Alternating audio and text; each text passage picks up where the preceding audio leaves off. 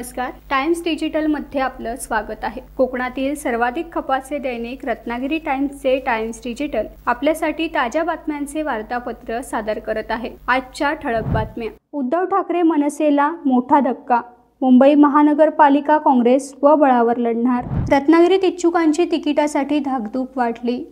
रत्नागिरीत एनसीसी नौकानयन शिबिराला सुरुवात। रसायनीतील गावांनी स्वीकारले बजरंग दलाचे नेतृत्व। रायगड पालीत रंगणार राज्यस्तरीय एकांकिका स्पर्धा।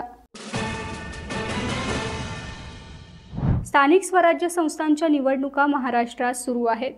येत्या काही दिवसात मुंबई महानगरपालिकेची निवडणूक जाहीर होऊ शकते।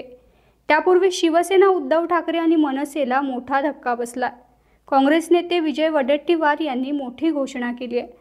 आमच्या स्थानिक नेत्यांनी मुंबई महापालिकेची निवडणूक स्वबळावर लढण्याचा निर्णय घेतलेला आहे, त्यामुळे मनसेबरोबर जाण्याचा आता तरी कोणताही विचार किंवा प्रस्ताव नाही हे स्पष्ट आहे, असं विजय वडेट्टीवार म्हणाले। मुंबई महापालिकेची तिजोरी खाली आहे। मुंबईत भ्रष्टाचाराची प्रकरणंही खूप आहेत। खिरापत वाटली जात आहे।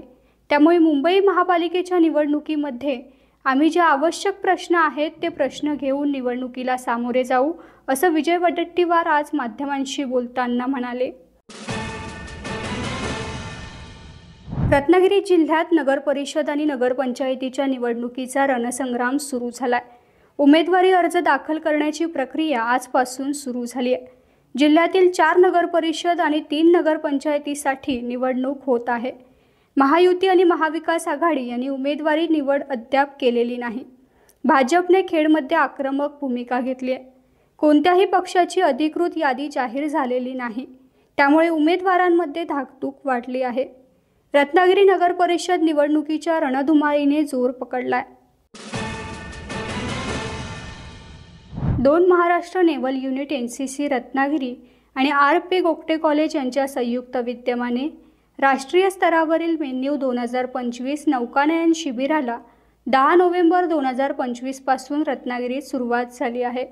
एनसीसी ग्रुप हेडक्वार्टर कोल्हापूरचे group commander brigadier R K. Paithankar यांच्या हस्ते शिबिराचे उद्घाटन झाले। कॅम्प 19 नोव्हेंबर 2025 पर्यंत चालेल। या शिबिरात संपूर्ण महाराष्ट्रातून राष्ट्रीय छात्र सेनेचे एनसीसीचे सुमारे 130 कॅडेट्स नौकानयन आणि सागरी मोहिमांचे प्रशिक्षण घेत आहेत। कमांडर रामांजुल दीक्षित यांच्या मार्गदर्शनाखाली हे महत्त्वाकांक्षी शिबिर आयोजित करण्यात आले आहे। अखिल आर्यवर्त संघ आंतरराष्ट्रीय बजरंग दलाच्या नामफलकाचे अनावरण रसायनी परिसरातील सावळे, वावेघर, चांभारली, कांबे, हिरानंदानी, भोकरपाडा आदी गावांच्या थांब्यांवर संस्थापक अध्यक्ष दिनेशदादा पाटील, कोकण प्रांत अध्यक्ष सचिन खुळे यांच्या हस्ते करण्यात आले। यावेळी ठिकठिकाणी महिलांनी दिनेशदादा पाटील व सचिन खुळे यांचे औक्षण केले, तर शालेय विद्यार्थ्यांनी वंदे मातरम गीत गाऊन स्वागत केले। हिंदू रक्षणासाठी, समाजासाठी तसेच धर्मरक्षणासाठी रसायनी परिसरातील गावांनी आंतरराष्ट्रीय बजरंग दलाचे नेतृत्व स्वीकारल्याचे समजते। यावेळी वावेघर, चांभारली, मोहपाडा आदी गावातील छत्रपती शिवाजी महाराजांच्या पुतळ्यास दिनेशदादा पाटील यांच्या हस्ते पुष्पहार अर्पण करून श्रीफळ वाढवण्यात आले। अखिल आर्यवर्त संघ आंतरराष्ट्रीय बजरंग देशभरामध्ये लक्ष्य निश्चित करून काम करत आहे। आपल्या सर्वांना माहीत असेल की 450 वर्षानंतर प्रभू रामचंद्राचं मंदिर आपल्या हिंदूंच्या झोळीमध्ये मिळालेलं आहे। आपलं लक्ष एकच आहे की काशी आणि मथुरा जोपर्यंत मुक्त होत नाही तोपर्यंत अखिल आर्यवर्त संघ आंतरराष्ट्रीय बजरंग दल देशभरामध्ये आंदोलन आणि शाखा उघडण्याचा कार्यक्रम करत असणार। तसेच आपण ज्या क्षेत्रामध्ये रायगडमध्ये आहे आता, या क्षेत्रामध्ये सर्वांचं जिव्हाळ्याचं आंदोलन श्री मलंकर बक्षीनाथ मुक्ती आंदोलन हे आपण गेल्या 50 वर्षापासून करत आहे, पण आपला अजून मलंगड मुक्त होत नाही आहे। त्या दृष्टिकोनातून ठाणे जिल्ह्यातून आणि रायगड जिल्ह्याला जागृत करण्यासाठी शाखा उघडणीचा कार्यक्रम अखिल आर्यवर्त संघ आंतरराष्ट्रीय बजरंग दल कोकण प्रांताचे महामंत्री सचिन खुलेजी आणि या विधानसभाचे अध्यक्ष जनार्दन मालुसरेजी यांच्या नेतृत्वामध्ये आज 10 शाखेचा उद्घाटनाचा कार्यक्रम या परिसरामध्ये करण्यात आलेला आहे। आपलं लक्ष एकच आहे की या राज्यामध्ये गाईला राज्यमंत्री दर्जा देऊन सुद्धा दिवस रात्र गोहत्या होत आहे, गो तस्करी होत आहे, गोमांसाची निर्याती होत आहे। हे थांबवण्यासाठी संपूर्ण हिंदूंना एकजूट करण्यासाठी जातीभेद, पंथभेद, पक्षभेद, संप्रदायभेद, प्रांतभेद हे विसरून आम्ही हिंदू आहे या नात्याने संपूर्ण हिंदूंना एकत्र करण्याचं काम अखिल आर्य संघ आंतरराष्ट्रीय बजरंग दल करत आहे। आणि विशेष करून आता वंदे मातरम आपल्या या राष्ट्रगानाला 150 वर्ष पूर्ण होत आहे आणि आपल्या देशामध्ये काही अधर्मी आहेत, हे आपल्या देशात खाऊन आपल्या देशात राहून सुद्धाही वंदे मातरमला विरोध करत आहेत। म्हणून आमचा जयघोष एकच आहे, इस देश में रहना होगा, वंदे मातरम कहना होगा, इस देश में रहना होगा, भारत माता की जय कहना ही होगा। आणि ज्यांना वंदे मातरम आणि भारत माता की जय हे बोलायचं नाही आहे, त्यासाठी अखिल आर्य संघ आंतरराष्ट्रीय बजरंग दलाने बसची व्यवस्था खूप चांगली केलेला आहे। चलो पाकिस्तान, ज्यांना ज्यांना भारत आपला देश वाटत नाही आहे, ही भारत माता आपली माता वाटत नाही आहे, त्यांची सर्वांची व्यवस्था अफगाणिस्तानामध्ये आणि पाकिस्तानामध्ये आपण केलेली आहे। आणि या देशामध्ये जे आपले अजेंडा आहेत, या देशामध्ये विशेष करून प्रधानमंत्री आणि राष्ट्रपतींना विनंती करेन की जनसंख्या नियंत्रण बिल आपल्या देशामध्ये लागू झालं पाहिजे। हम दो हमारे दो जर हिंदूंसाठी आहे, तो हम 5 हमारे 25 हे मुसलमानांसाठी आहे। जनसंख्या वाढत आहे, जेणे भविष्यामध्ये आपलाही अफगाणिस्तान व्हावा नाही, आपलाही नेपाळ व्हावा नाही। म्हणून जरा जनसंख्या नियंत्रण बिल सरकार पारित करत नसेल, आमच्या भगवद्गीतेमध्ये सुद्धा लिहिलेलं आहे, आमच्या पुराणामध्ये लिहिलेलं आहे, जरा आमचा बाप मेला तर त्याला 4 खांदे लागतात। मग मी सुद्धा हिंदूंना आवाहन करेन की प्रत्येक हिंदूंची 4-4 मुलं असायला पाहिजेत। आणि जर हे थांबलं नाही तर देशभरामध्ये जे हिंदू राष्ट्र आपण निर्माण केलेलं आहे ते कधीच पूर्ण होणार नाही। कारण की या देशामध्ये नरेंद्र मोदीजी आहेत, योगीजी आहेत, अमित शहाजी आहेत, देवेंद्रजी आहेत, तोपर्यंत हिंदुत्व खतरेमध्ये नाही आहे। पण काही आता हिरवी नाहक आपल्या देशामध्ये आणि आपल्या महाराष्ट्रामध्ये हिरवीला लागलेला आहेत। आणि मी महाराष्ट्र सरकारला निवेदन करेन की जो आंदोलन तुम्ही चालू केलं होतं की या देशामध्ये औरंगजेबाची कबर ही नासलीच पाहिजे, तिला जमीनदोस्त करण्यासाठी जरा तुमच्याकडे जेसीबीची व्यवस्था नसेल तर अखिल आर्य संघ आंतरराष्ट्रीय बजरंग दल आपला जेसीबीची व्यवस्था करून द्यायला तयार आहे। एक जेसीबी संभाजीनगरमध्ये औरंगजेबाच्या कबरवरती चालवा आणि एक जेसीबी श्री मलंगकर बक्षीनाथ मुक्ती आंदोलन जे मलंगगडावरती थडके उभे केलेले आहेत इथे चालवा। तसंच एक जेसीबी दुर्गाडी किल्ले इथे चालवा। एवढंच बोलून या देशामध्ये हिंदू राष्ट्र निर्माण झाला पाहिजे। आम्ही बागेश्वर धामजीनी ही सनातन यात्राचा नियोजन केलेला आहे, त्याला अखिल आर्य संघ आंतरराष्ट्रीय बजरंग दल समर्थन करत आहे। जय श्रीराम, जय हिंदू राष्ट्र। प्रकाश देसाई सामाजिक व सांस्कृतिक प्रतिष्ठानच्या वतीने पालीत 18 डिसेंबरपासून राज्यस्तरीय एकांकिका स्पर्धा रंगणार आहेत। या स्पर्धा 13 वर्षांपासून अविरतपणे सुरू आहेत।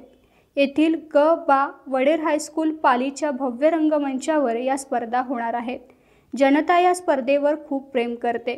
जनतेला या एकांकिका स्पर्धेची ओढ लागलेली असते, त्यामुळे या स्पर्धेत 7 दिवस जणू पालीत भव्य महोत्सव व जल्लोष असल्याने प्रफुल्लित वातावरण पाहायला मिळते। स्पर्धेच्या उद्घाटनास सिने अभिनेते व विविध क्षेत्रातील दिग्गज मान्यवर उपस्थित राहणार आहेत।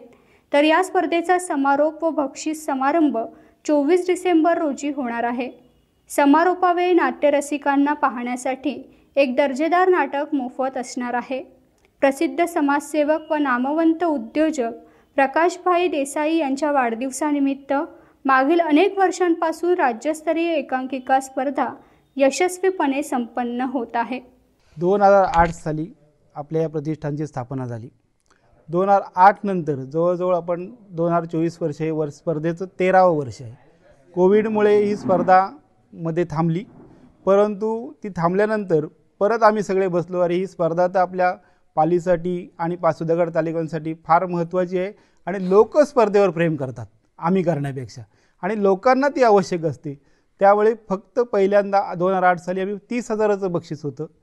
30,000चं बक्षीस 50, 75 आणि आज ही ₹1,00,000 स्पर्धा असणारी, ज्या काही राज्यामध्ये स्पर्धा होतात तर ₹1,00,000 बक्षीस असणारी स्पर्धा ही 5-6 असेल होणारी। पनवेलला आहे, मुंबईत आहेत, पुण्याला होते, नगरला होते, त्याच्यानंतर ती पालीला स्पर्धा होती।